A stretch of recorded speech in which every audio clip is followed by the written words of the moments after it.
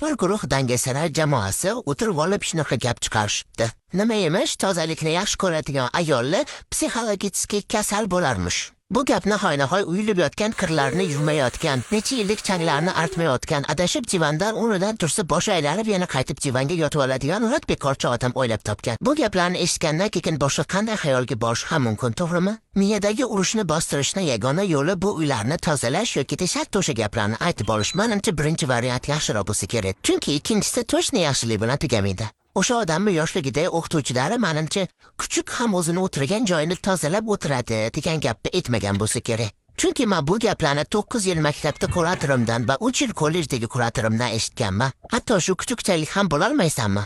Tozalikni sevuvchi ayollar, siz hech ham qo'rqmang. Siz hech qanday kasal emassiz. Shunchaki dangasalarni o'ylab topgan gapini deb siz aslo o'zingizni ayblay ko'rmang. Lekin hayotingizdagi bitta to'g'ri tanlovni qilishingiz mumkin. Videoimga like bosib, menga obuna bo'lib ketinglar. Bunaqa shedevrli gaplarni va videolarni o'tkazib bormaslik uchun albatta. Bu videoni bo'lsa g'at dangasa bo'lgan o'rtog'ingizga tashlab qo'ying. Buni ko'rib bir vijdoni qiynalsin.